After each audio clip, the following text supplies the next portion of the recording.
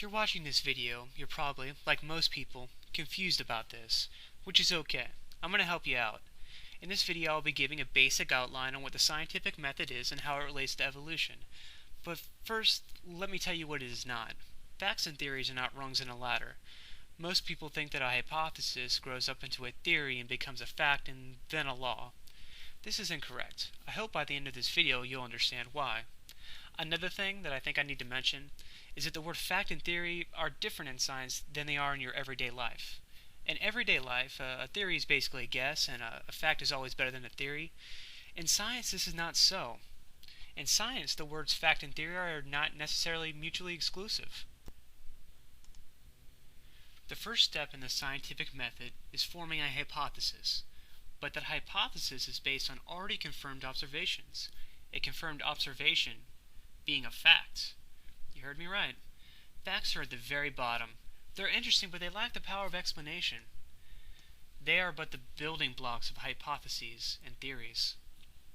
A scientific fact is a conclusion confirmed to such an extent that it would be reasonable to offer provisional agreement.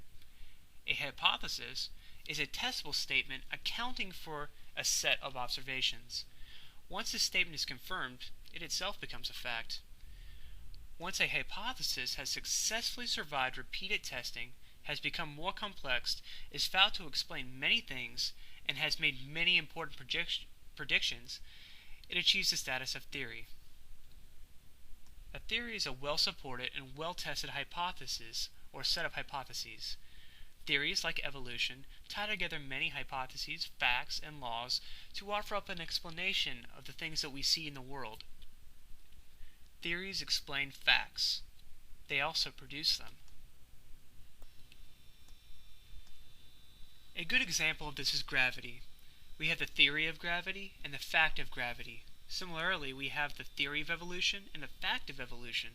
The fact of evolution is the base for modern biology. The fact of evolution is used in theories like natural selection and punctuated equilibrium, in the same way that the fact of gravity is used within theories that are contained within physics and cosmology. Evolution is the changes seen in the inherited traits of a population from one generation to the next. This is a confirmed observation, making it a fact.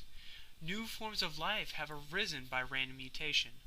We have seen bacteria build resistances to antibiotics and bugs build resistances to pesticides. Speciation through evolution is routine in agriculture.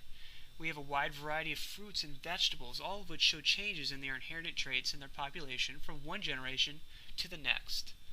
The vast amount of work we humans have done with artificial selection in plants and animals is evidence enough for the fact of evolution. But don't take my word for it.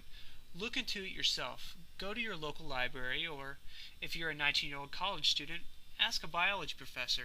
I'm sure he or she would be happy to help you. But in the end, it doesn't really matter if you think evolution is true or not, because facts and theories are product of the scientific method that status is decided and agreed upon by scientists. You don't get to decide what a scientific fact or theory is. Scientists do. If you don't like it, become a scientist. Do some scientific research and publish your groundbreaking new theory in a peer-reviewed journal. If you can't do that, or if you don't want to, lying to people about the fact status of evolution in science won't change anything. It'll just make you look foolish to people who understand the scientific method. So now that you know that evolution is a fact, you shouldn't go around telling people otherwise, because that is a lie, and lying is wrong. I read that in a book one time.